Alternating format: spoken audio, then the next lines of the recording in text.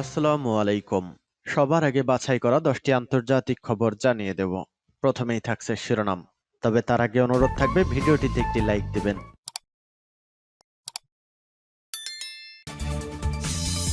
দখলদার ইসরায়েলি বাহিনী এবং ইরান পুরোদমে যুদ্ধ চলছে, যার জেরে মধ্যপ্রাচ্য এখন তৃতীয় বিশ্বযুদ্ধের দ্বারপ্রান্তে। দর্শক, আমাদের হাতে এসেছে সর্বশেষ ভয়ঙ্কর সব আপডেট আন্তর্জাতিক সংবাদ। প্রথমেই জানিয়ে দিব সংবাদ শিরোনাম। শত্রুরা আমাদের এবং আমাদের অস্ত্রকে ভয় পায়, হিজবুল্লাহ নেতাকে বার্তা। এরপর জানিয়ে দিব ইয়েমেনের সামরিক ঘাঁটিতে হামলা, সৌদির 2 সেনা কর্মকর্তা নিহত। এদিকে ক্ষেপণাস্ত্র পাঠাতে জেলেনস্কির অনুরোধ প্রত্যাখ্যান করেছে পেন্টাগন।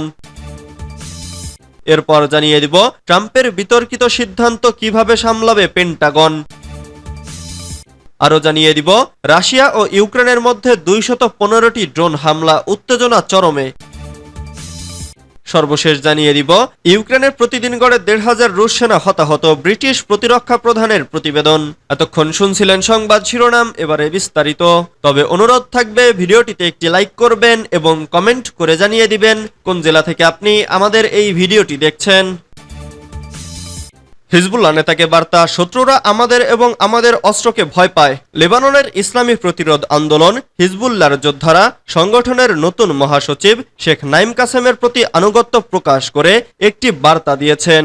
এই বার্তায় তারা বলেছেন, শত্রুরা হিজবুল্লাহর যোদ্ধা এবং সামরিক শক্তিকে ভয় পায়। শনিবার শেখ নাইম কাসেমকে উদ্দেশ্য করে লেখা এই বার্তায় হিজবুল্লাহ যোদ্ধারা প্রতিশ্রুতি ব্যক্ত করে বলেন, আমাদের জিহাদের সকল অঙ্গন থেকে এবং সকল যোদ্ধারা হৃদয় থেকে আপনার মহানুভবতার প্রতি আমাদের আনুগত্য ব্যক্ত করছি। সংগঠনের সাবেক মহাসচিব সৈয়দ হাসান নাসরুল্লাহর দেখানো পথে ইসরায়েল ও তার পৃষ্ঠপোষকদের বিরুদ্ধে লড়াই অব্যাহত রাখার শপথ পুনর্ব্যক্ত করেন হিজবুল্লাহ যোদ্ধারা।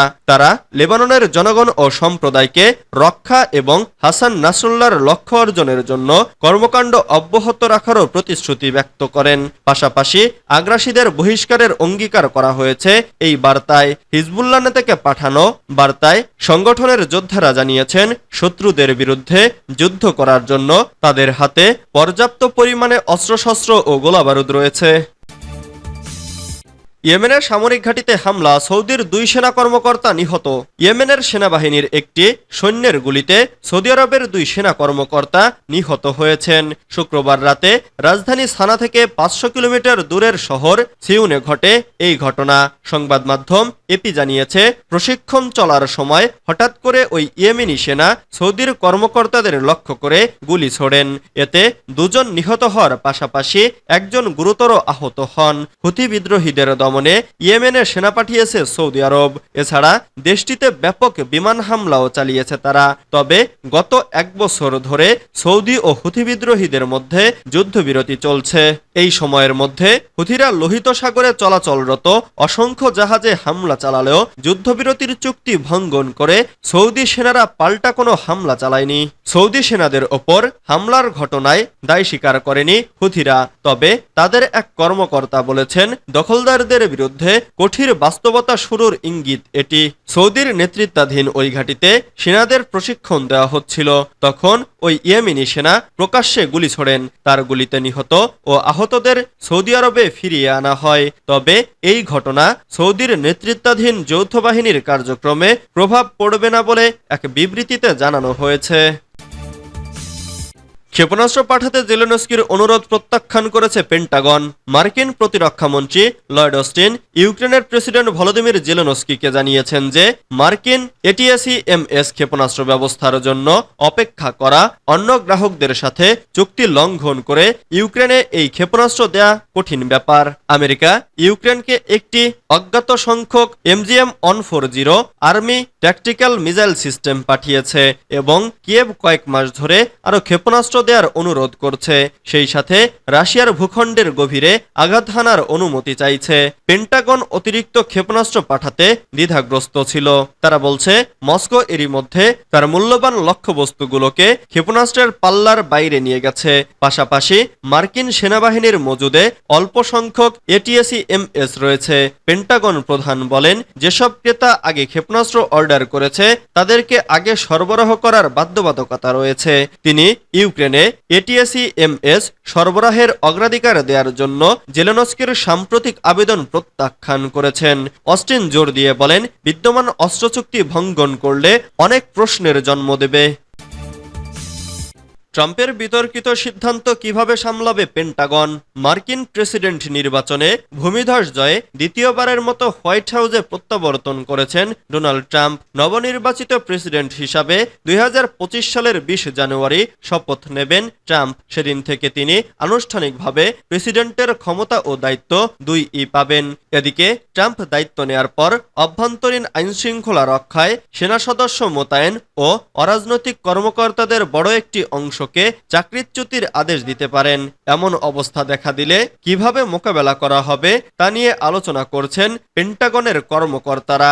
মার্কিন প্রতিরক্ষা কর্মকর্তাদের অনানুষ্ঠানিক এ আলোচনার আগে ট্রাম্প অভ্যন্তরীণ আইনশৃঙ্খলা রক্ষায় ও গণহারে অবৈধ অভিবাসীদের নিজ দেশে পাঠাতে অ্যাক্টিভ ডিউটিতে থাকা সদস্যদের কাজে লাগানোর ইঙ্গিত দিয়েছিলেন।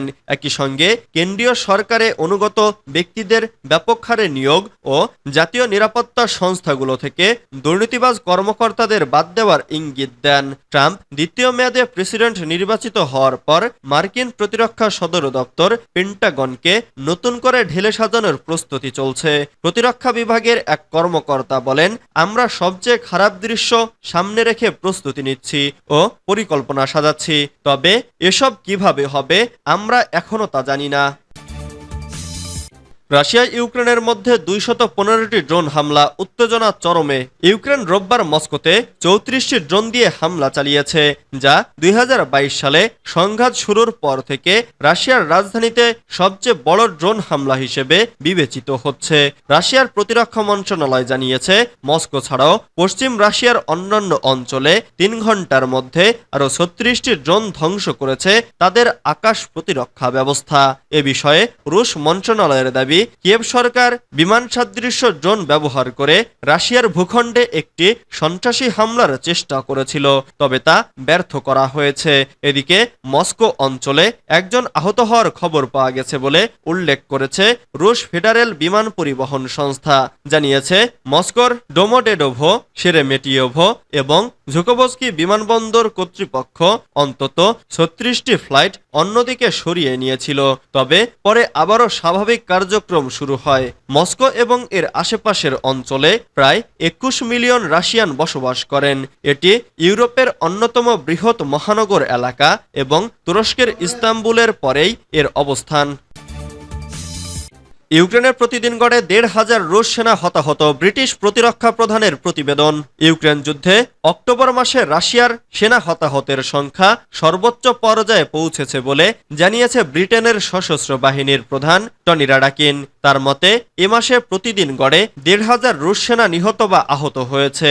রাশিয়া সাধারণত তাদের যুদ্ধে হতাহতের সংখ্যা প্রকাশ করে না, তবে রাডাকিন উল্লেখ করেন যে অক্টোবর মাসে হতাহতের যে পরিমাণ ইউক্রেনে 2022 সালের ফেব্রুয়ারিতে পূর্ণাঙ্গ যুদ্ধ শুরুর পর থেকে সর্বোচ্চ।